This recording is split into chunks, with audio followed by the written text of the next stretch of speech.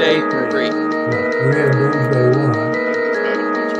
They get kicked out of the game. I'm going to get it every day. No question in my mind.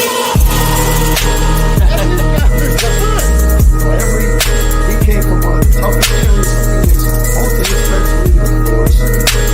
Praying for safety and Got people on the defense talking about it. You better get your ass the ball. You better get your ball. I just gotta say, when it comes to former Dallas, Different. For sure, and they would have thrown it off because This guy gets on you. Steal it from you. And then I go to bed every night like, G man, I promise you that we got a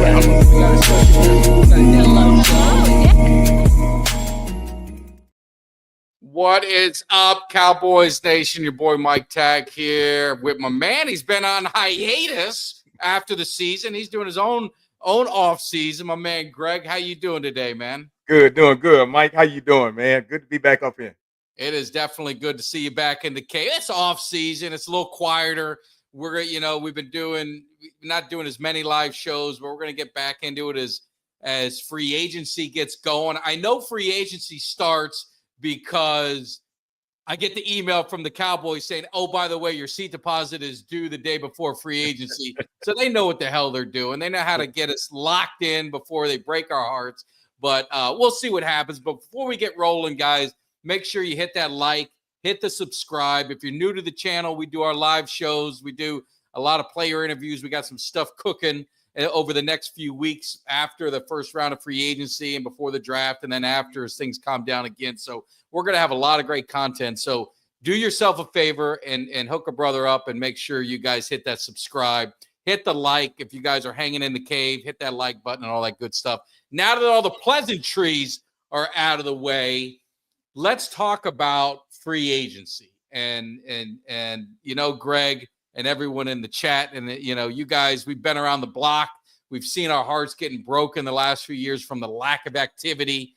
And then you're hearing Stephen Jones coming out and he said they're going to be, what is it? What did he say? Selectively aggressive? Mm-hmm.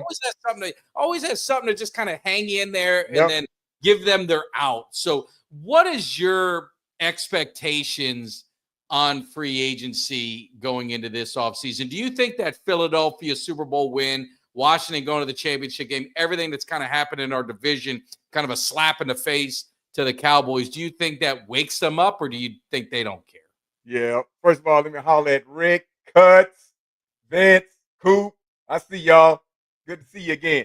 Yeah, I think all of it, all the above. We got slapped in the face. We got embarrassed all season. And Philadelphia went in there, embarrassed the Kansas City Chiefs. It really wasn't a Super Bowl.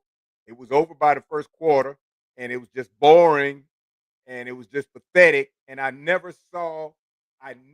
ever saw Mahomes' face look so horrified the way I did in that game. And I knew when I saw that look on his face, it was over. But for us, it was just a total disappointment. The season before was disappointment. But, we got in the first round and we got disappointed. But this time it was just, I don't know. It was like going to an awake. Well, to me, it was just the twilight zone with all the injuries. But it's like, Stephen Jones came out again and he was like, we didn't predict the injuries and yada, yada, yada. And my thing is, I don't have an issue with the players. I think the players played hard. I think the players gave it their all. There was no quit. None of them quit all year. I mean, Parsons easily could have just said, you know what? I'm a little injured. I'm going to hang it up this year. I mean, Blank could have. They all went back and they all fought. And how this team won 7 games is beyond me. That being said, the failure was by the front office at the beginning of the season by not replacing the guys they lost, by not going out and getting a running back, because had those things happen, you don't want to say hindsight, but maybe some guys don't get hurt, right? Because you just don't know. But to me, the failure last year was not on the players; it was on the organization. Yeah, and it would have been a lot less injuries because utilizing that running back that we should have had, that would have put more pressure on the other defensive team to have to play the rush. I mean, the running back and the wide receivers. So therefore, wouldn't have been as many plays needed to go out to wide receivers, and Lamb doesn't get hurt like he did, or offensive linemen don't get stretched out the way they get hurt as much as they did. So yeah, I think we can legitimately say some of the injuries would have been reduced if we would have had what we needed in the backfield. But that ship sailed. That we sang that song to that record got broken. They didn't do anything about it. And if you hear Steven, the way he's talking today about getting a quarterback, you never heard him say one thing come out his mouth about a running back. Although I know we probably will get one somewhere. There'll be a Never heard riot him in even the talk about streets. it as a priority. There'll be a riot in the streets if this team doesn't draft a running back. I'm just telling you. So let's talk about their approach to free agency. And this is where we need all the people in the chat to give their opinions as well, because there's a lot to kind of unravel here. So the first is, will Osa be back? And my opinion, you got to extend Parsons now. Don't wait. Don't do the CD Lamb. Don't do the Dak Prescott. Don't drag it out, because the price never goes down. It only goes up. So I think Parsons has got to get extended now. The one that I'm just going back and forth is with Osa. If you re-sign him, you're talking $20+ million a year. That's a lot of scuttle. It's a lot of cabbage. Could you get a free agent or two, a defensive tackle, for that price? Is Osa a big enough difference maker that you're going to pay him that premium? That's where I don't know. The price is right. Well, with me, Micah, the reason why I think Jerry's going to drag this out with Micah, because what Micah said almost at the end of the season, sitting on the bench and didn't run it through his agent. He says, look, I just want to play and be a Dallas Cowboy. So, I'll play for almost anything. In a sense, he said something like that. That's music to Jerry's ears. So now I can see Jerry trying to lowball Micah and dragging it out, because Micah kind of put it out there. As far as Osa, in my opinion, let him ride. Let him go. Yeah. Let him go. We can get somebody else. Osa has had time to get his act together to be one of those names that when you call his name, everybody said, that's Osa. And he's not quite there yet. And I think if we say, well, no, let's sign Osa because I think this will be his year. Well, we thought last year would be his year. And with Osa, let him ride. Let him test the fields. Don't get arrogant like the Giants did. But, just be respectful. Let him test open market and go out there and get somebody else to replace him, because I think we can get somebody hungrier, definitely a little bit cheaper, and somebody maybe a little bit more experienced that's ready to play ball and motivated and got that drive and ready to step up to the next level, because I don't think Osa's ready. Yeah. I mean, and yeah, Osa can test a free agent. I don't know. I just don't know if I just don't know if I pay him that. And I saw the comparison to Jalen Carter. He ain't Jalen Carter, man. I like Osa. Now, don't get me wrong. If Osa comes back, I'm happy. I think he's good, but he's not Jalen Carter. I mean, let's as I told the Washington fans, like it got shot in my face, blew back at me. Pump the brakes on that. Jalen Carter is he gonna be a problem. He's gonna be a problem for a long time. Osa's solid. I just don't know for the money. I saw some free agents that you can get for $8 to $10 million. You can get a couple of them to get more pieces to the puzzle, because you can't have the highest paid guy at every position. It don't work in the NFL. You got the quarterback, you got the receiver. You're going to have Parsons is going to be the highest paid defensive player. There's only so much money to go around, only so much pieces of the pie. I mean, that's the reality of it. But and what I think they need to do in other positions, I just don't know if they have that luxury to pay him to be the highest paid defensive tackle. If it's a good contract that they can, it's a win-win for both, then I'm fine with it. But I'm just saying, I don't want to sacrifice others for him. The only problem is they better have a plan, because they got shit behind Osa at defensive tackle. So I say this with the asterisk of the Cowboys have to do something if they were to let Osa walk. Well, the Cowboys do have a plan. It's titled SHIT. That's exactly what the plan is. I don't expect any different plan this year for Jerry and them to do something to guarantee that we fill the gaps and get it correct based on last year than we did last year. Last year had so many lessons that were easily learned that this year they shouldn't even have to go to the brainstorming table to figure out what they're going to do. It should be easy.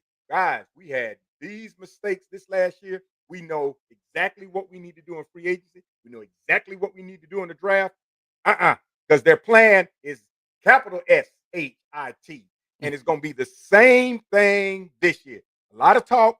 Like Steven said, he threw that little, he'll throw some superlatives in there just to make you think, ooh, he brought in a new word. Oh, that sounds like one of Jerry's favorite things to get everybody excited. But it means nothing. Absolutely nothing. No. And understand this is this free agency. If they're going to be active in free agency, I need the meat and potato guys. And that's what I say. I want this draft to be about playmakers. Playmakers. I need receiver. I need a running back. I want edge. I want cornerback. I want playmakers. To me, you watch the defensive tackles, and I know Graham, he's not going to be there from Michigan. Don't even include him in the conversation. He ain't going. He's not going to drop down. I've seen these D tackles, and Jalen Carter's a great example. First year, a lot of people said disappointment. Next year, third year, by his next year, then he's blowing up. It takes a few years for these guys, and I don't have a few years. I have now. I'd rather get a free agent that is 26 years old, that is solid. I'd rather them spend the money on that. That's just me. Now, people call me crazy. Wouldn't be the first time, not going to be the last. But I don't want offensive linemen. I don't want I want damn playmakers in this draft early. Now, when you get in the mid rounds and you got a D tackle, absolutely grab one. You want to get a lineman, get a lineman. But damn it, we've drafted linemen. I don't know how many years in the first round. We don't need to do that no more. We need to develop and we need to coach these guys up. I like the line. You and I will get into that. I like the line that we have. I need some guys that strike fear in the defense because we don't have that. It's CeeDee Lamb and nobody. Nobody. And what really hurt me almost at the end of the season, and if you thought I was at the bottom of the well then I dug a hole under it and put cement on top of it when Overshown got hurt and had multiple critical leg injuries. Most people only have one of those, but he had them in all three locations. And it's going to be extremely hard for him to come back sometime during the season and play at the level he was playing. He was the most motivated next to Micah on defense, the most energetic, the most happiest player to be out there and want to play. Big, tall, physique, had it all. And I was like, there's our bookend. Then our bookend crashes and burns on major injuries. And that hurt me so bad because with him and Micah on defense, him coming off linebacker, even if they put him on the defensive end every now and then we pick up somebody else this season. I'm like, we are about to get a hell of a defensive line. With Overshown, I feel so sorry for him coming in with all that promise. He got all the measurables you want, and he showed it. And then he gets those multiple injuries the way he is. He'll probably never be the same. And that breaks my heart. Oh, it's hard. All the players that got hurt this season, that broke my heart the worst. Yeah, no one you don't want to see anybody have the injuries. You don't want to say, I don't care what team it is. You just don't like to see that happen. But yeah, it'll be interesting because I like what the coaches, and you and I haven't talked a lot about it, but I like the moves they made with the coaches. Not flashy, but guys that are blue collar, get stuff done kind of mentality. Get in some fresh blood, not a lot of the retread guys that the Jerry Jones favorites kind of thing. So bring in some different guys, different vision. You get a guy from the U, my man Ken Dorsey, our guy Ken Dorsey. I love Ken Dorsey. He helped bring Miami a national championship. So I'm happy with that, all kidding aside. But just different faces. So I like what they've built. I think they need to get that blue collar mentality, and I think you do that through free agency by I want to get some guys from the Chiefs. I want to get some guys, from Philadelphia. I want to get guys who teams that have been in the playoffs and have had success. I need them to bring that mentality over to our team.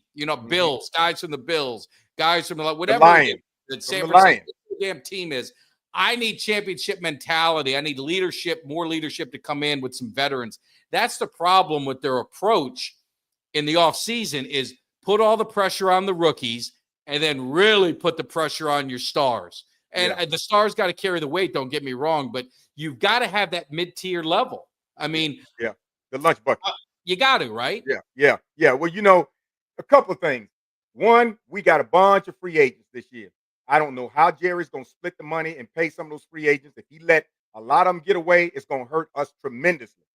Two, I would love to see some of those players that made it deep into the playoffs and decide, well, I'm looking at our team restructuring like the Lions, and I'm looking at Minnesota. They're not sure what they're going to do with quarterback. And then I'm looking at Philadelphia. They got their ring.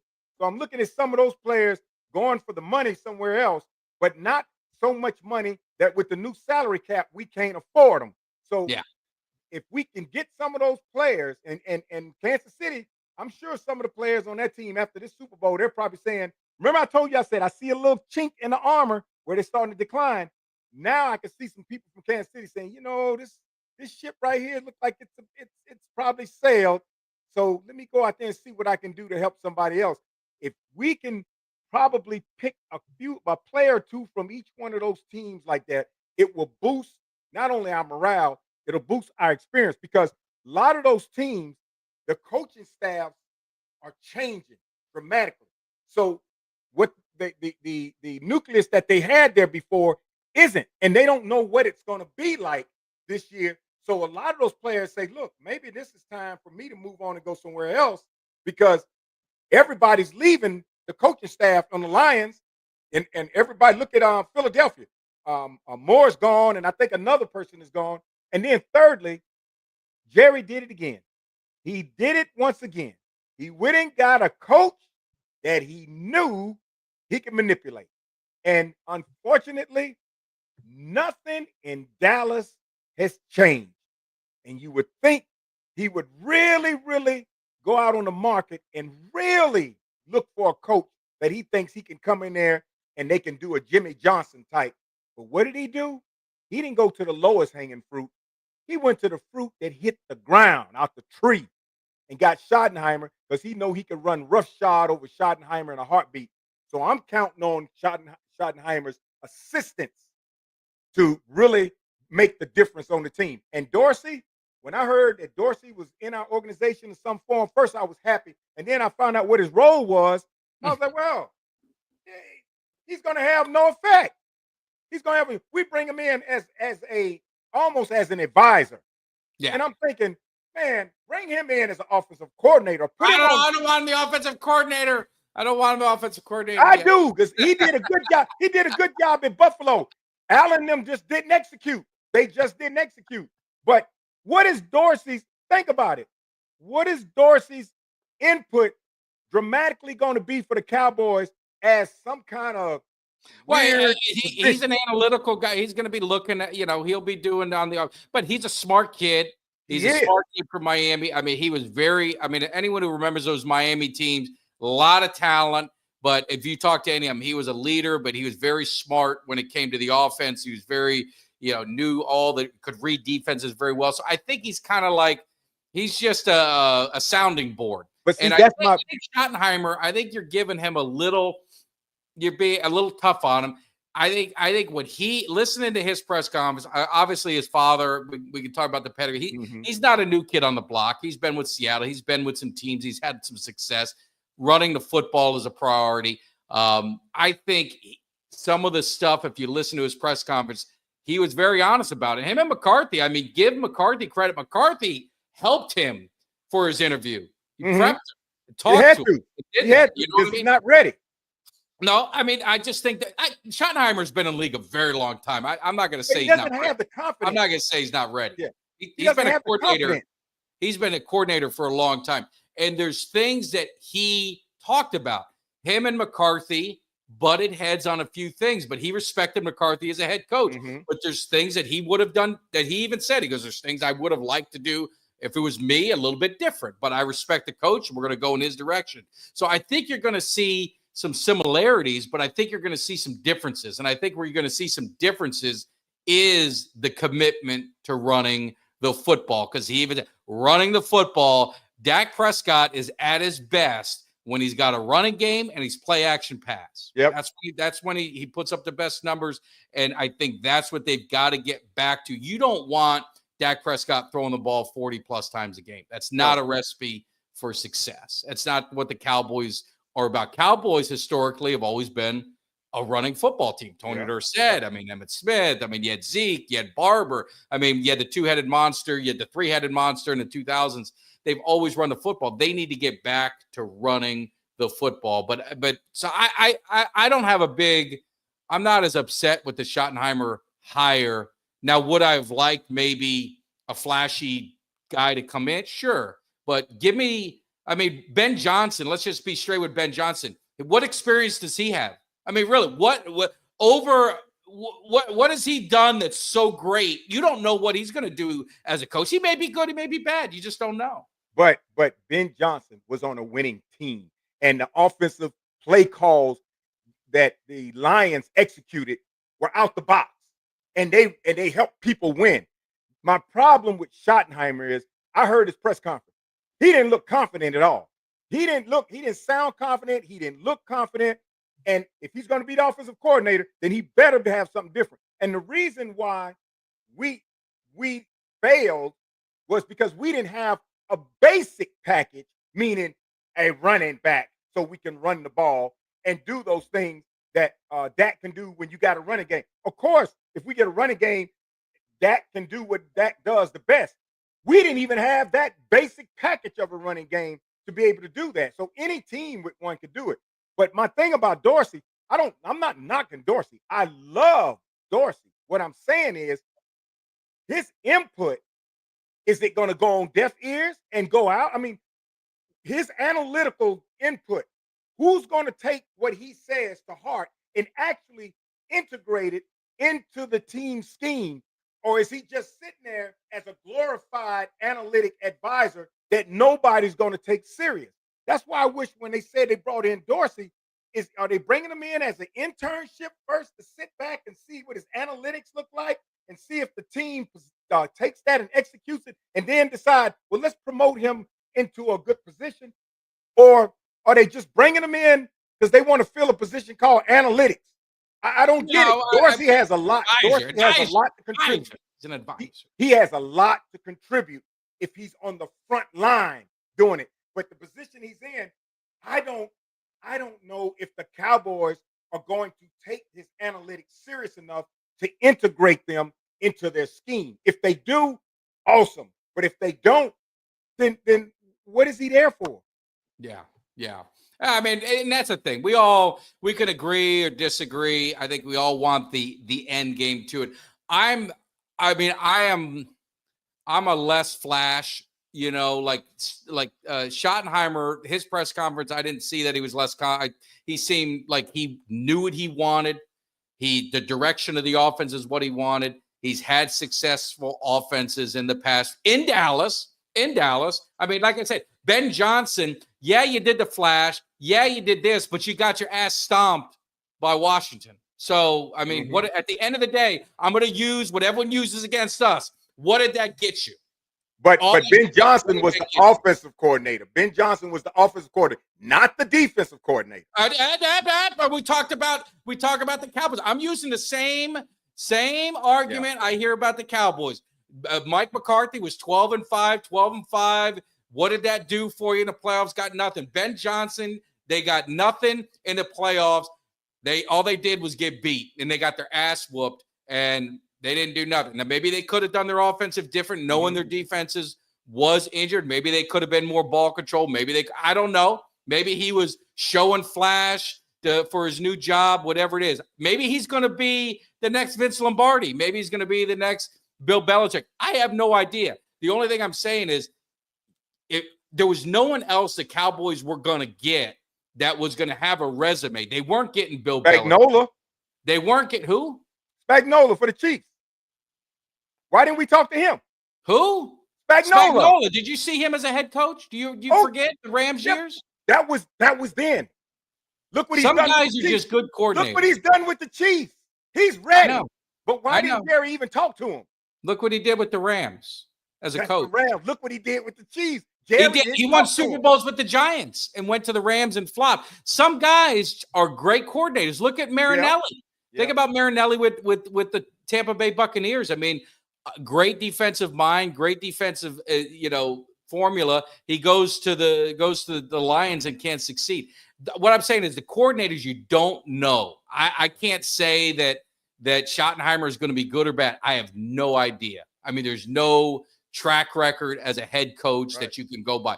If they were going to get Gruden, if they were going to go get Prime, if they were going to go get Belichick, okay, there's some head coaching stuff that you can kind of figure out. But so Fangio was another one. Terrible at Denver for Christ's sake. I don't think Fangio. And Gruden, Jerry would never get Gruden. Because Chucky, the first day, Chucky would put that eye out there and say, Jerry, you want me? This is what you're gonna get. Jerry was like, well, I didn't call you for the interview. I just called you here so I can put you through and say I had an interview. Well, hey, people don't want to admit how much the Lions defense allowed the Lions offense to play like they did. No, I mean, some of that is true before the injuries definitely piled up. And like I said, Ben Johnson might be good. Who knows? I mean, we don't know. All I know, he ain't in Dallas, so I don't really give a shit. So it really doesn't much matter. Shotty's our guy. We're going to see what happens. I think I like the staff as a whole. I think it's good to get some fresh faces in here, which they did. Let's pivot. Let's pivot to the offensive line. Since you and I last talked, we've got Zach Martin retiring, which I think we probably figured. We probably figured that would happen. So some people agree with me. A lot of people disagree. I'm one of these that I think our offensive line, I like the core of our offensive line. Mm-hmm. I think they should go get a veteran swing tackled as kind of to help Guyton and to help Steele if one of them were to struggle. But give me Smith, Beebe, Bass, and Hoffman as kind of your guys in the middle, and it'll work itself out with depth and all of that. I think this offensive line's not bad. Yeah, I think it's pretty damn good. I like the offensive line. When I look at it and I see what's coming back, I don't have a problem with it. I knew Zach would retire. I didn't expect him to come back for another season. But I don't have a problem with the offensive line because now Beebe, Hoffman, and Guyton got a good year of experience under their belt. They know what they're facing. And that first year is always too fast for a lot of people coming out of college. Yeah. So they know what they're expecting. Guyton has really got to work on his penalties because I think most of his penalties were trying to make sure he got a jump on that back step because of the defensive linemen that were giving him trouble, and that was causing him to get penalties. But Beebe and Hoffman, they played pretty solid, knowing that this was their first year in a faster league. And I think, and they didn't have any real hard problems. So I can see them being better this year. Steele, I want Steele to really take charge of that offensive line and be the man this year. And Smith also, between him and Steele, those two have really got to take charge of that offensive line and be the leaders. Guyton works on his penalties. He's going to be awesome. So the offensive line, if we go and get a complimentary person here and there on there, that's fine. I don't have a problem with it because with injuries, we need that backup. But the offensive line, I'm pretty fine with. It's just that edge rusher on defense, linebacker, and maybe some corners. Because, Mike, I'm really concerned. You don't hear a lot of talk about Dallas's free agents. We got a list of free agents. And if I'm telling you, if we let most of those free agents go, we've got a vacuum. And I don't know how we're going to fill that vacuum with experience and talent. So I don't, and maybe with the salary cap going up some, maybe we can sign about half of those free agents to get them back. But it's going to be real hard to see how they manage those free agents we got. Last time I was on the show, I saw the list before the show. We had a long list of free agents. And I would say a good third of those free agents are people we need to retain. What Jerry's going to do to bring them back, I don't know. Ask you, I'll just run through some of the top ones. So, Osa, stay or go? For me, go. Okay. For me, Tank. Go. Chauncey Goldston. I'd keep Goldston. Eric Kendricks. I'd keep in Kendrick. Carl Lawson. We just got Lawson last year, didn't we? He just signed a 1-year deal, so I mean, Yeah, I didn't see a whole lot of flash from Lawson. The verdict is still out for him. I liked him. To be Yeah, honest. I Liked him I saw late. some. I heard a couple of plays from there. I just didn't see enough. That's why I say the verdict is out. I'm not gonna say yes or no yet.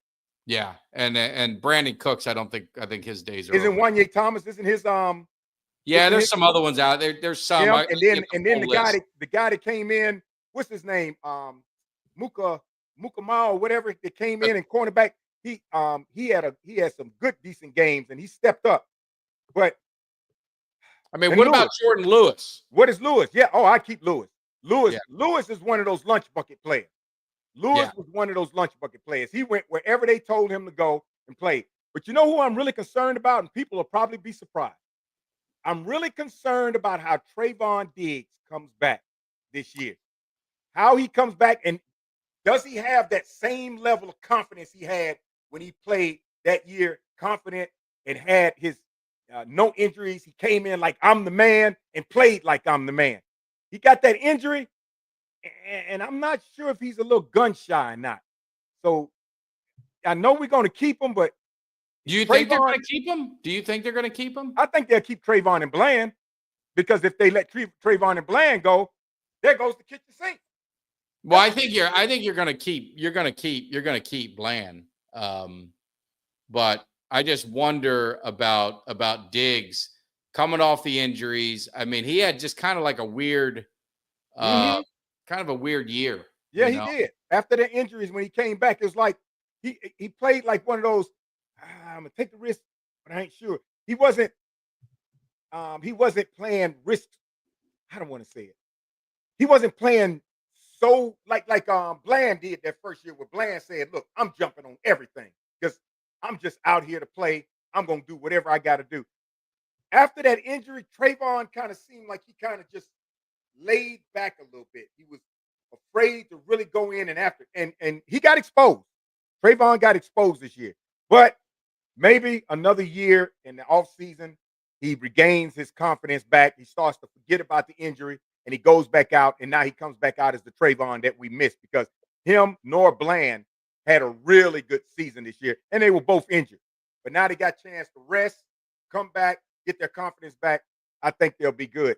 But we still need to look at some DBs. We definitely need to look at linebackers. Definitely need an edge rusher. If we can get Myles Garrett or Crosby, oh my goodness, Yeah, we will be right there. I don't know if I don't think I don't No, know I if don't that's see it gonna happening. happen. But You know, the name that might surprise you, but keep an eye on is someone like a Khalil Mack because he's got some history with Eberflus. He's a number 1 rated edge guy, you know, as a free agent. As I mean, a free he's agent, 32, yeah. but he's still productive. He's productive. Still productive, but I want some fresh, fast speed. I want some Overshown. I want people that come in with the attitude like Overshown, the build, the physique, the speed, the height, the power. That's what I want to see. I mean, the way you see how happy he was to be on the field when he played. Oh no, you wish And you had a aggressive, line. Yeah, happy and aggressive. That's what I want. That's what we need to go out and get. yeah. You take 11 of those on your team and you Yes, win. you would. You win Yes, some championships, no doubt about it. Yes, you would. He's the lunch bucket. He's the lunch bucket type people you're talking about. Yeah, yeah. Destined for greatness, if not for those triple injuries, which I hope. And he's young, so I hope he really, really recovers from. I mean, and What about Cook? What about Cooks? Do you think Brandon Cooks will be back? No, he's gone. He's Is he? gone. Yeah, I would blow up. Me personally, I would blow up that all the receivers except CD. Whoever stays, fine, but I don't think any of them is. I don't think any of their jobs should be safe. And tight end as well. Tight end, I'm disappointed in Ferguson. I tell you what, if my man from the U, our guy from the U, is sitting there, Arroyo, a certain draft, I would take a tight end too. Not in the first round, obviously, but I would take one later. If he's there. Yeah, I would bring Ferguson back. Stevens, Ford, and what's the other guy name? I forgot his name. Well, you got the Schoonmaker. Schoonmaker. Ferguson, I was just, but Schoonmaker, I thought played better than Ferguson last But year. Schoonmaker is a possession. He's a possession tight end, Yeah. which is good for possession. Yeah. Ferguson can do it all. Ferguson Yeah. can do it all. But Schoonmaker is a possession tight end. So yeah, bring him back, bring Ferguson back. But Stephen Ford and that it's another one we got out there. I forgot his name because I rarely saw him. Now, one that we can develop and keep is my boy name. I got his jersey and he switched numbers. Ryan Flournoy. Flournoy. Flournoy. We can develop him. Yeah. So I hope I don't count him because he's a rookie. But I think Jalen Tolbert, disappointed in Jalen Tolbert. Ultra was right. I'll say that. Brandon Cooks, move on from him. The other kid, I can't remember. Like it's offseason. I forget all these names. The other kid, I'd move on. I'd move on from him. I'm just saying, and Tolbert could stay. It's fine. But what I'm saying is, in the draft, I'm looking for a 2. I'm looking for a 2. I think Cavante Turpin is a guy I'd like to see them utilize even more. Mm-hmm. And maybe, maybe the coach will do it. I don't, the offensive coordinator will do it, but I'd like to see that. Yeah. What's his name? Who's the guy? Turpin can get away from anybody. They got Mingo. We got Mingo, right? Is that who we got? But did we get him on a 1-year deal? No, he's not still on his rookie deal. Okay, good. And Mingo will be good. So we got Lamb, Mingo, and Flournoy. Yeah. And then, like you said, get a number 2, Yeah. and then we'll be great on wide receiver. Yeah. Now, I mean, that's why I say this team needs playmakers. They need if you go out and you get a receiver in the first round, and we talked about like Genty. If Genty's there, there's no way they could pass up on him. I mean, how do you pass up on him? Me personally, part of me wants him to be gone. That forces their hand at a receiver, get the receiver, and then address the running back in the second or third round. You don't have a 4th round pick, so your ass better not wait. You better not wait past the 3rd to get a running back, and they need a running back. Mingo maybe can be, but I'm drafting a receiver. I don't want no damn maybes. I don't want no maybes. I don't want no coulds. I don't want no bullshit. I need a guy that strikes fear in the defense. Because I mean, you gotta give CeeDee Lamb help. CeeDee Lamb's putting up huge numbers and he's doing it all, but man, they need some freaking this guy right here. If he fell, I would do backflips. McMillan. I like the Mbuka from Ohio State. Burden. But Mike, don't you think that the lack of, I guess you would say, the lack of gain of receivership that you say you didn't see in Tolbert and those guys, don't you think that was largely because we didn't have a running game, so teams didn't have to focus as much on our runs, so their packages on our receivers kind of put our receivers at a disadvantage? Because if we had a running game, you would have saw a lot more out of all of our receivers because everybody would have had to play in the box, which meant our receivers would have had that much more field to cover. And they didn't play us that way. If you notice, they played us they played on our receivers tight. And the schemes that they had for zones were all designated based on all of our plays that they studied during the season because they knew our running game wasn't going to kill them. So they said, look, we can take a chance on their running game because the running game isn't going to beat us. But let's lock down on these receivers, drop back a couple of more, and that way the quarterback is not going to have that much more of an opportunity to get to him. I think if we had the running back game like we were supposed to have last year, I think we would have saw a lot more out of all of them. Tolbert, Ferguson, Cook, all of them we would have saw, especially Cavante Turpin, who would have been wide open because he's so fast. But that lack of a running game is the reason why I feel like our receivers were at a disadvantage. And then when that got hurt, that even made it even more complicated. I'm not going to kill them for the year for last year, totally. And it's fair points. I mean, if you don't have a running game, they don't respect your run. They could just have front 4 and have their 7 there, base 7, and play coverage, and it's not going to be easy for you. Then you got a backup quarterback on top of it. But I've seen years with Tolbert, and it's nothing. I mean, he's probably a good 3. Yeah. He's probably a good 3. I need someone that strikes fear to get pressure off CD, and I don't see that on our team. And I just think the receivers coming out of college, these top guys, the learning curve is so much shorter than it was back in the day. You know, not to be like an old man, but back in the day, usually it was like 2 or 3 years. And then you'd really, by the third year, you really see what your receiver has. I mean, you can look at like a Michael Irvin by his third year. That's when it was like, oh, that's the playmaker, right? Yeah. 88 was 89 was 90 was like, oh shit, man, he's going. And you had a lot of that with those years with those receivers. But now you look at what Chase did right out the gate. You look at CD right out the gate. You look at, you know, the other kid from Minnesota, Jefferson right out the gate. Yeah. And then his partner was an Addison outside the Wilson, all these guys, these receivers, because the colleges are running, you know, these wide open offenses. These receivers they ain't running the wishbone. You know what I mean? These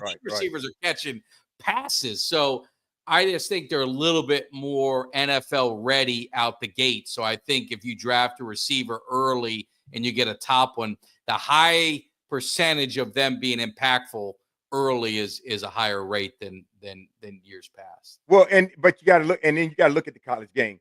A lot of coaches that are in the college now, and a lot of coaches from the NFL that are going into college, or coaches that stayed in college that are moving up as coaches, they're playing NFL schemes. They've adopted the NFL scheme format now to prepare players for the NFL, but also to make them better in college playing at the NFL level and the schemes that they produce out on the field for their players. So back in the day, college was college. They didn't even look at the NFL to try to bring in any of those experts or any of those schemes or those offensive or West Coast type schemes. They didn't do that. Now, that's exactly what they do. They try to replicate the NFL in college by coaches, by advisors, by bringing in players who now, from the age of 6 and 7, are being coached in local leagues by NFL players and coming up through camps and everything else playing at the NFL skill level. So by the time they get to high school, these guys already have a mindset that what they've been taught from Pony League up is NFL type. And then when they get to college, they're ready. So that's why we see that shorter learning curve when they get in the NFL, because they're being brought up by NFL players and coaches and schemes through elementary school all the way up. So yeah, you're right. Because the Saints had the wide receiver that played with the Saints that came out of Ohio State. He lit it up. Yeah. He lit it up because these guys are playing on that level now. Quarterbacks are not becoming a dime a dozen anymore like they used to be, but receivers are. Receivers are coming out like that. And Jalen Daniels, he is not a fluke, but he is a albatross. He just happened to be one of those quarterbacks that, even though he was decent in college, nobody expected him to play on the level he's playing. No, he had a good year. It's always with quarterbacks. Let's see how they do the second year. You saw CJ. Sophomore year. CJ they anointed him the greatest quarterback in the league, and it backed off. What happened? Yeah, it was good, but backed off. You know, the thing I was going to say too is with receiver. You know, drafting a receiver in the first round, one of the other advantages that you get is that 5-year contract, right? Mm-hmm. And you look at what the Cowboys, you know, they signed CD to the 5 years. So you kind of start to blend, you know, one's going out, one's going in kind of contract. So that's something to think about too with a receiver, getting them in the first round. The other thing is running back. And I'm seeing a lot of guys with running back. Hampton, you know, there's a lot of good running backs. Gordon, you got, you know, Martinez from the U. I mean, there's so many that Kelly loves Brooks from Tech. There's just so many running backs. That's why kind of I'm like, man, go to this, you know, get one in the second or get one in the, because if you take a running back early you got to go receiver. To me, it's in the second round. I don't know if you want to wait much longer. You might get Restrepo. You might get a guy like Restrepo, who's a great, you know, solid receiver. He's going to be a solid NFL guy. Yep. I don't know if he's, you know, CeeDee Lamb. I don't know how much pressure he takes. No. But he's a guy that catches everything. I mean, you think about those slot receivers he is your prototypical slot receiver. And the thing I would say about him, people underestimate he's 200, plus. He's not a frail 5'9", 5'10" guy. Yeah. I mean, he's solid. And, he played safety in high school, and he said he liked playing safety more than he liked playing receiver. He thought he was a better safety than he was receiver in high school. Well, I tell you what, with so. Miami, I always ranked to me, the number one receiver from Miami for me was always Restrepo, except the one year we had, and I forgot his name, start with an L. That's the year we beat Notre Dame and a bunch of other people. And then the next year he goes to Georgia, and he lights it up with Georgia. Oh, I know. Yep, I can see. Yes, I know exactly. He was he was our best wide receiver. But Restrepo to me, I always in the clutch. I'm always like, just throw this ball to Restrepo. He'll find a way to catch it. Just get it to Restrepo. He's gonna catch it. And I really hope somebody drafts Restrepo and he doesn't have to come out of free agency, because Restrepo is somebody. Oh, he's going in the second round. I'm going to watch Restrepo all season, no matter who he plays with. I'm going to watch him because Miami is going to miss Restrepo. That was your default wide receiver when we needed somebody in the clutch, and now I don't know who it's going to be. Yeah. I mean, that's the only thing I would say with like Restrepo would be kind of nice on the team is he would be that security blanket. He catches everything, and he's one of the best route runners, coming out of the draft. I mean, he's precision, and his mindset. I mean, he's blue collar as they come. He's a dog, and he's got leadership abilities, and he's just a great story. So I'm not being biased because he grew up in my hometown, so I'm a little partial to him. But I think he's just a solid NFL player and a solid person. I think he's going to have a very, very good NFL career. Edelman, people say Edelman, see people say, Cooper Kupp. Who's the kid from God, I can't remember, on the Super Bowl teams with the Rams that used to he was a big problem slot receiver. But anyway, there's other guys that obviously you can compare him to. I personally would love, I hear Tez and Golden, there's guys, there's good receivers in the draft in the second and third round, but there is, that top four, there's definitely a gap. And the Cowboys, if they get an opportunity to get one of those top four kind of guys, or top three, whatever it ends up being, I just don't think you want to pass up on that, unless, if a guy were to fall, but you just can't think of that D tackle from Michigan's going to fall. I mean, Abdul Carter's definitely not falling. He may end up going 1 overall for all we know. I mean, those are the ones that, if they were to, you had that situation happen, of course you'd pivot. But I think everything, the way it's playing out, I got to get me. What two things? What about Cooper Kupp, who the Rams are going to let go? He would be a big number 2 for us if Dallas pick him up. And what about, and I thought about this last year too when Dallas was drafting. What about we come on the first round, we don't really see somebody we really want in the first round, but there's somebody kind of huge available, and we use them for trade bait to get extra trades in the second round. What do you think about that? Because what pick do we have in the draft this year? 12. Okay, so we got 12. Well, we stay around 14 or 12. So we got 12. Well, no, because by the time we get to 12, somebody will be available to fill one of our needs. So I don't see us. I don't see us. They could trade down. They could. Doug, who are you talking about projected? Restrepo? Or, I don't know if you're talking about Restrepo. He's projected a 2, could be 3, depending on how the run goes. But most mock drafts have him going in the second round. But it's weird. Draft day, if you get a run on cornerbacks, I mean, I think Hampton is going to go in the first round. I think the running back from North Carolina, I think you're going to see him move up to the first round. I think running back is priority. Yeah, Doug, he's projected second, third, but a lot of early projections have him second. He had a very good Senior Bowl. He'll be at the Combine. I'm trying to get him on the show. I mean, I told Greg I don't want to jinx it. He gave me. He said he's down, but sometimes they're down until they're down. So we'll see what happens. But Igbukah, I don't see Igbukah being available for us. No, Okay. he'll be there at 12. Yeah. You The think ones that you don't know is McMillan, the kid from Arizona, is like 6'5". And then you've got Burden, who's you've got Burden out of Mizzou. There's a chance that he could, maybe possibly fall to us. And then the question comes, what about, hey, go get T. Higgins or go get, Cooper, Diggs, Yeah. Hopkins. But it's just old, man, give me some youth. I mean, Yeah, I but just Cooper need some. Cooper Cup, man. I can't even believe the Rams. I think the Rams are unloading for money reasons. I don't think. Well, you got to remember, he's had a lot of injury. He's had a lot of injuries. I mean, yeah, but so did Saquon Barkley, and then look how that turned out. And he got. But I would get Cooper if he's available. No, Higgins is going to Washington.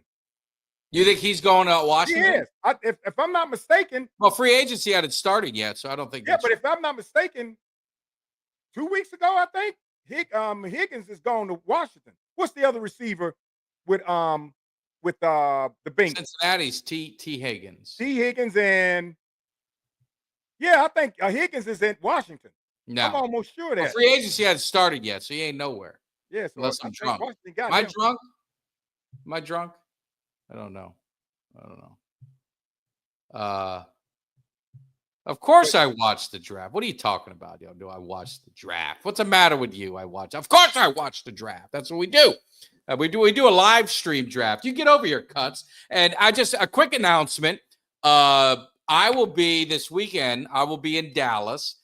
I'm going to watch our man Eugene Lockhart get inducted into the Texas Sports Hall of Fame. He's getting inducted with LaDainian Tomlinson. He's getting inducted with Larry Johnson. He's getting inducted with our Cowboys Super Bowl MVP, Larry Brown, amongst others. So he invited me out there. So it's a big honor to be part of it. I got a +1. He gave me a +1. So Cuts said he would drive. He's driving up to be a part of it. So Cuts and I will be there. We'll be dropping some videos and we'll be trying to get you guys to be part of the experience. I think it's going to be a lot of fun. It's going to be a great honor for Eugene. I'm so excited for him. And I had said too, you'll appreciate this, Greg. Not many others may not, but it was my wedding anniversary, 22 years Saturday. So my wife and I went to the Hard Rock in Tampa. My brother, he's a big high roller there, so he got us a free room, which was nice. And lo and behold, the night that we're there is Dr. J's 75th birthday party. Wow. So got to see Dr. J, got to see Alonzo Mourning, got to see Roger Clemens was there. What? Clyde Drexler was there. Shaq was the DJ. He was turning it up. I mean, it was a lot of celebrities and athletes were there. It was a lot of fun. So good to see some of that. We weren't invited. They didn't invite me to the party, but yeah. I saw the stragglers as I was in the casino donating all my money. I saw a lot of that. So it was a good weekend, and now I got to top it by this weekend. So any of you guys are out in Dallas, any of our peeps, hit me up. We're probably going to be finding something to do Friday night, Saturday night, hanging with Eugene and the crew. And I think Drew Pearson is inducting them. I think I could be wrong, but I think so. Man, I'm so happy for Eugene because that's in less than a year. That's the second induction he's going to be in. So that's awesome.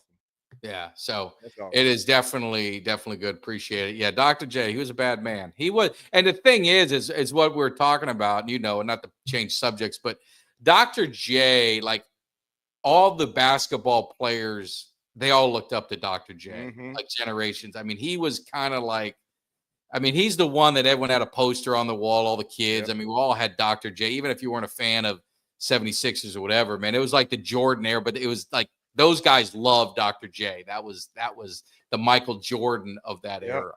Got to see him beat the Lakers in the championship with his. Oh yeah. So, but it was a lot of fun. But yeah, so anyway, that was the weekend, and we got that coming up. So make sure if you guys are in town, hit your boys up. And more importantly, you see the scroll on the bottom. If you guys are hanging in the cave, I see 240 of you guys here on a Monday in the offseason. That's pretty damn good. Make sure you guys hit that subscribe. More importantly, hit the thumbs up. What would it be like to get 239 of you guys to hit the thumbs up all at one time? It'd be so exciting. So let me ask you this. What do you, I mean, because Jerry's been real quiet. This is unlike Jerry. Normally, Jerry's all over the media, still talking, getting something out. Jerry's been real quiet lately. He got a little bit more on the salary cap. What do you think Jerry's going to do this year? Well, I could just tell you Other than like I said earlier, sabotage. the season, I got to pay my seat license the day before free agency conveniently. But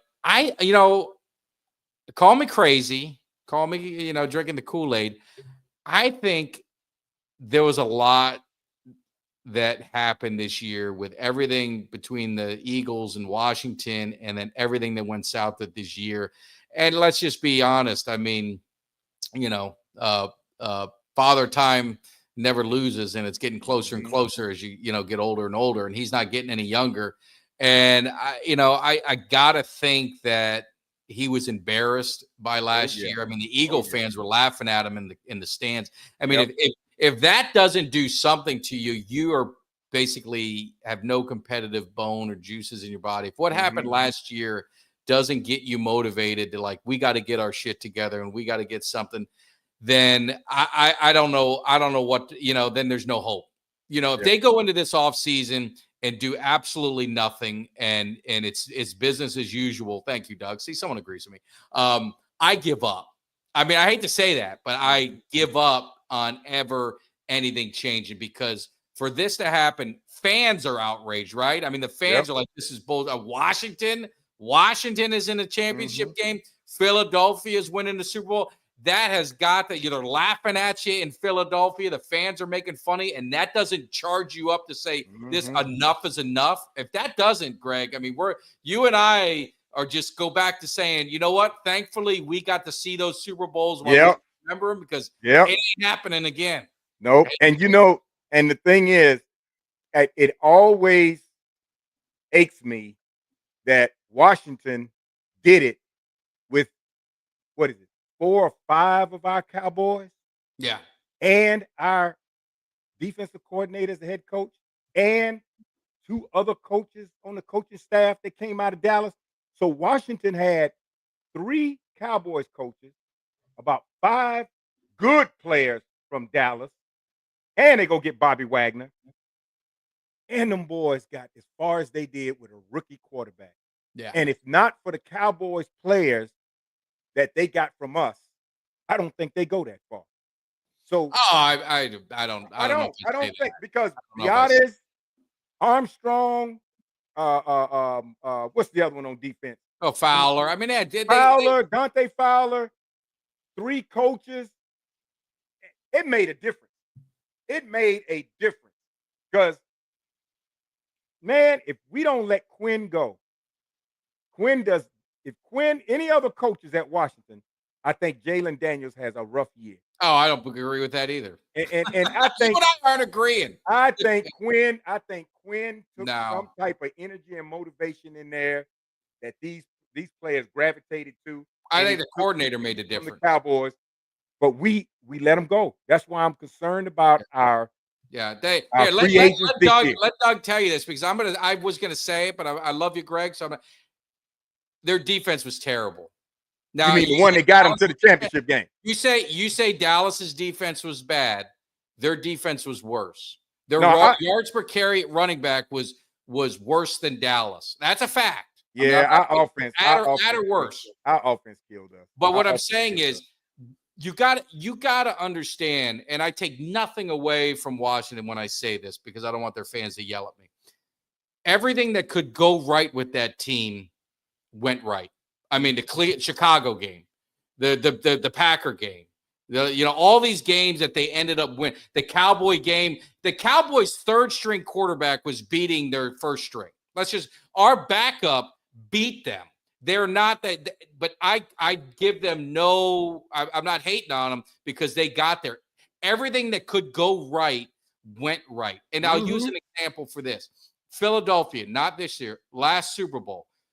Let's just be that they lost. Let's just look at their path to the Super Bowl. They played Daniel Jones because they beat Minnesota. Right. Then they play a 49ers team that had Christian McCaffrey at quarterback.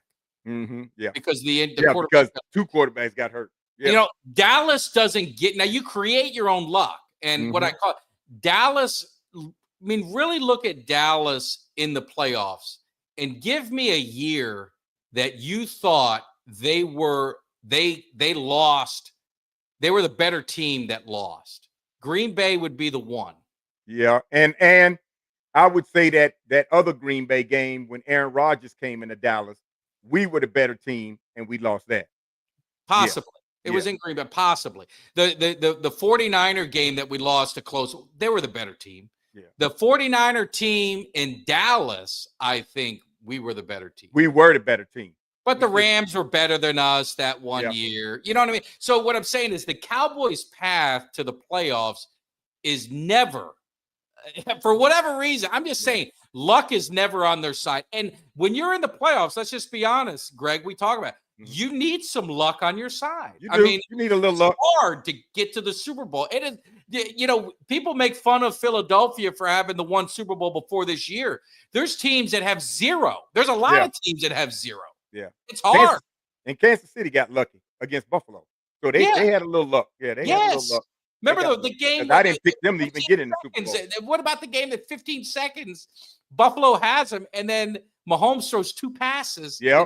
They get a field goal. I mean, there's certain things and you create your own luck. And that's why I say with the Cowboys, they don't create their own luck. And what I mean by that is they don't do the things that are necessary to put them in the best position.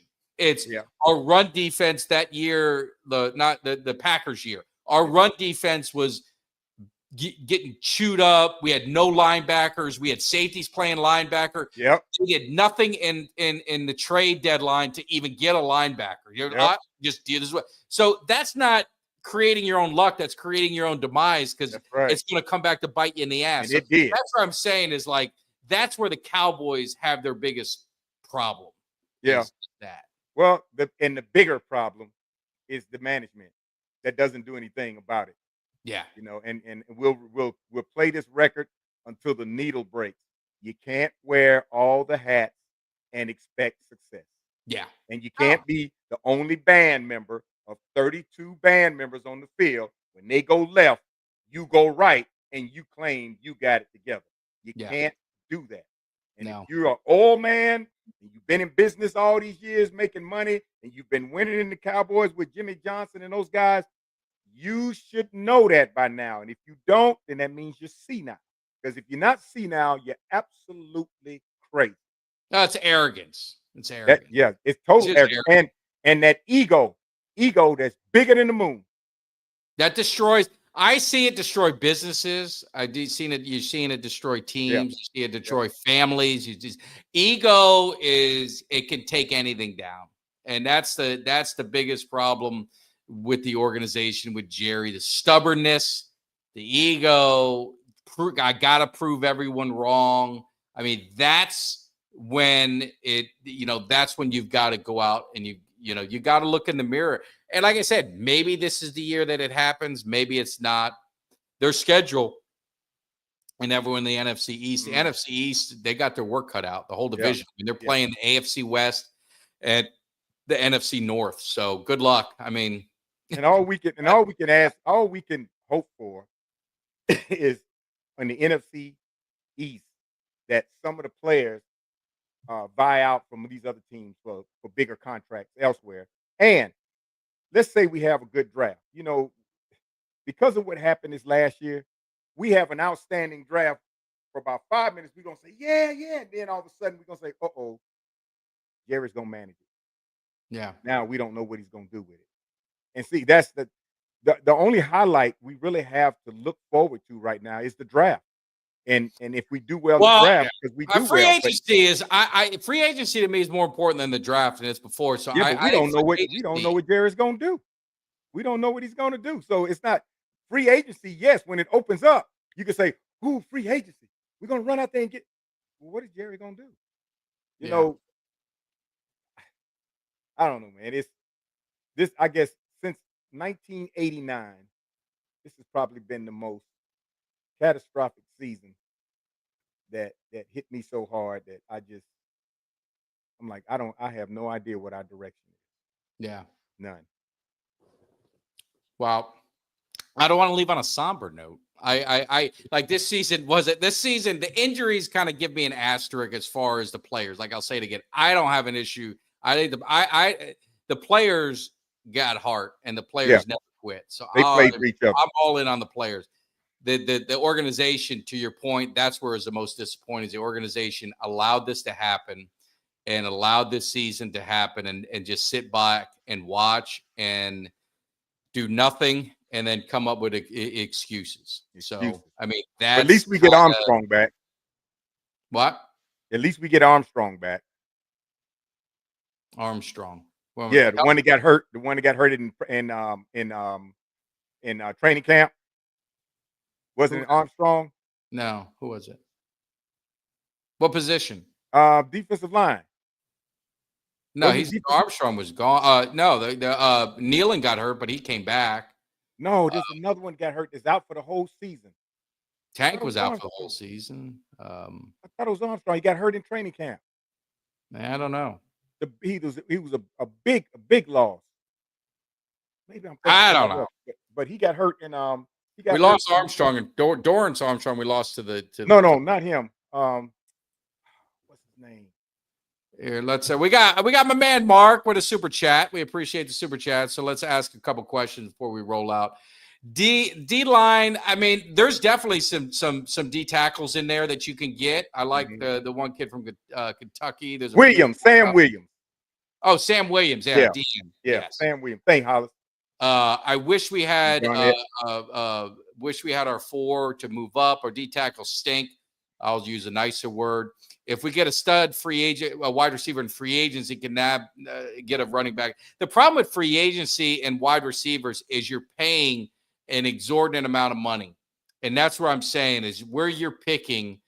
The reason I'd like a wide receiver in the draft, because you can get a top guy for a very nice contract for 5 years, at least 4 years, pick up a fifth option. Obviously it skyrockets some, but that's my thing with a receiver. So I think running back, you can get a top running back in the second or third round. I wouldn't wait any longer.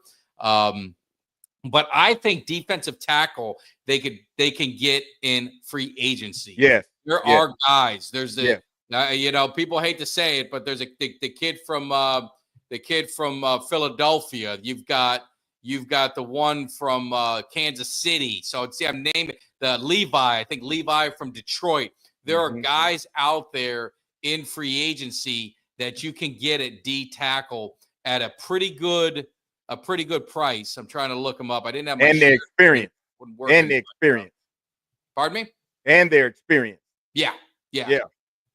And you can get them. The edge rushers. Milton Williams is the guy I was talking about for Philadelphia. Levi, I won't even pronounce his last name in the Lions. B.J. Hill with Cincinnati. Our guy from the U, I mean, he's like the fountain of youth. Calais Campbell still out there. Jaron Reed from Seattle. Poona Ford was a guy that a lot of people like. All these guys except for my man Calais are under 30. Some are 26. I think Calais isn't Calais. No, not Calais. Which one is the one at Miami? Is that Calais? Calais Campbell. I think he's gonna retire. I mean, he's like the fountain of youth. He keeps playing. I don't understand. Yeah, and he still is. He's still effective. When you talk about edge rushers, Khalil Mack is the guy that leads the list. Josh Sweat, obviously coming off of a nice season. Hassan Reddick is another guy. Malcolm Kuntz from Vegas. You get a drop ball. Baron Browning from Arizona. You've got Chase Young, the top pick, who just hasn't been able to find his way in the NFL. I mean, there's guys. Tank is a guy that, if they want to bring him back. Dante Fowler was in Dallas. He's kind of he's kind of a Quinn guy. He's followed him everywhere he went. So I think he. But we need somebody that can stop the run. Those Yeah. defensive tackles. That's what we need. If we're gonna get somebody on defense, I want another edge because we need some bookends. If we got bookends, that's gonna spread that offensive line out, and that's gonna give plenty of opportunity for Micah and that other bookend. But we need some tackles that can stop the run. We can't stop anything. We need some tackles that are gonna stop the run and some experienced tackles in free agency. Yeah. Definitely in free agency. Yeah. And Calais is a future Hall of Famer. You know what would be interesting? We'll wrap it up with this is, Zach Martin, obviously great NFL career, Hall of Famer. The interesting thing would be, Tyron Smith, he may not play another season. If he were to retire this year, Tyron Smith, you can end up with Tyron and Zach Martin going in the Hall of Fame together. That would be pretty that'd be pretty cool. Yeah. Pretty cool. Be better if we get him a Super Bowl, but that's not going to happen. Yeah. So that's the kid. That's the one from Kentucky. Walker from Kentucky. He's a big dude. He's a big dude. So there's guys, that's what I said. There's guys that they can get. And we're gonna do another mock draft. I think I'm gonna talk Greg into doing a mock draft with me, get his opinion. I've gave him mine. I think Mikey Schefter is going to do a mock draft. We got a few. We're going to do a mock draft with you guys. We still, believe it or not, we got a couple spots open for you guys. All you've got to do is message me if you want to be in our live mock draft. We're looking for 7 or 8. I think it's 8, whatever it is, however many picks we have. Each one of you are going to get a pick. You come on the show when it's your round. We'll get you in here. Talk about the player you want. Talk a little bit about it. Make sure you know what you're talking about. We'll run through it with PFF, help you guys out. But we're looking for a couple more guys. So message Kelly, message myself if you want to get in there. Doug, you're in. There you go. Doug's in on one of them. You guys are going to have to remind me. I'm going to have to write all this down, but I'll get you guys in there. And I absolutely love the kid from Miami. Thank you, Chris. But I meant to do this one. Oh, great show. Keeps going up. I keep trying to show he likes our guy from the U because, I think Greg and I both like anybody from the U. We need more you guys on this team. Am I wrong? I say it all the time, but don't we need it? Yeah, we do. So is Michael in? Michael, you want to be in? If you want to be in, if you got me on Twitter, send me a DM so that way I can get your email to send you a link and all that stuff when we do it. We're probably going to do it we'll probably do it like 2 weeks before the draft. That way we get close. We could let free agency go a little bit. That way we're good to go. So we'll make it happen. So what else, Greg? What else is on your mind? The way Philadelphia dominated that Super Bowl and they never rushed, and those 4 and I watched it. Those 4 defensive linemen, man, they ran over them Kansas City Chiefs offensive. I mean, when I say run over them, they literally ran over them boys. And it made me think they better be drug tested right after this game. Because either they were super, super, super, super motivated and confident beyond the moon for this game, or them boys were on something. Yeah. Not one time did they blitz. And these boys just ran over the offensive line each and every play. I've never seen Kansas City's offensive line get manhandled and dominated continuously throughout a game than I saw in that Philadelphia game. If not for those defensive linemen on Philadelphia Eagles, the game could possibly have been close. They won the game to me. Oh, hands down. Their offense had, as far as I was concerned, that was strictly defensive line. And those guys, God, man. Well, and Kansas City's defense didn't play bad. I mean, that's a crazy part about it. The Philly defense was just so dominating over them. I mean, it was Mahomes gave up some critical interceptions. Oh, yeah. Which really put him in the hole. Yeah. But Martinez too. I'm trying to get some Canes on this show, guys. I'm going to try and get some of these young Canes on the show to talk about what's going on and see if I can get them, in the mode and get them trying to be a Dallas Cowboy, get some young Canes in here to make it happen. So, hey, all you guys, man, we definitely, the 261 of you guys still hanging with us. We definitely appreciate it. As we are finishing up, man, make sure, do us a favor, hit the subscribe if you're new to the channel. hit that like button. If you're watching us on Twitter or watching us on Facebook or something else, slide over to YouTube and hit that like button. And always leave a comment. Leave a comment. Great show. Leave a comment. Hey, you don't know shit. Hey, leave a comment. You stink or whatever. It can be good or bad, but comments drive algorithms too. So leave a comment after the show, good or bad. I could care less. Any good comment, good publicity is, bad or good is what good or whatever it is. Any publicity is good publicity. So we definitely appreciate all the love. And again, if any of you guys are out in Dallas, hit your boy up this weekend.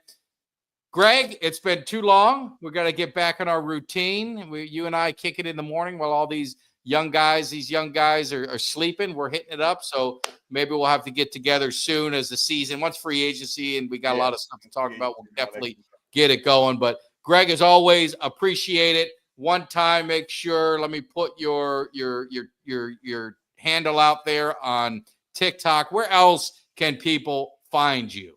Well, TikTok, of course, and Instagram, GG2, what is it? G2GGN on Instagram, and then Facebook is Gregory Gerard. Period. Just Gregory Gerard. Yeah. There you go. So we will be doing it. We're also doing our fan of the month. So any of you Cowboy fans, if you want to be nominated and you want to be picked as fan of the month, all you got to do is give Kelly a message, send a message to me, and we will be picking a new person. We had Mike all the way from the UK, Greg. I don't know if you saw the show, but Mike all the way from the UK, season ticket holder. Now we got another hookup for tickets, which is good. That's dedication. He definitely treats you right. He loves the Cowboy Nation. So we're looking for another one. So big shoes to fill. He did a great job. He mixed it up, and that's the trouble. A lot of these guys, they talk a lot, but when the camera comes on, they kind of get quiet and they're not as comfortable. Mike was very, he looked like a professional. So these guys are gonna have a lot of big shoes to fill, and hopefully, but we're looking for another one. So I appreciate it, Greg. As always, is nothing better than hanging out with Greg in the cave and all you guys in the chat. We definitely appreciate it. Enjoy the rest of your week. I think Kelly and I will be live on Wednesday. I did some recorded videos. If you didn't see them, go check them out. I did some today and do a few throughout the week as new stuff comes up. So appreciate all the love. Greg, take care as always. Yep. Cowboys Nation, be good. We'll see you soon. Peace. Let's get this out. Give me somebody that's hungry. Give me somebody that's hungry. I need somebody.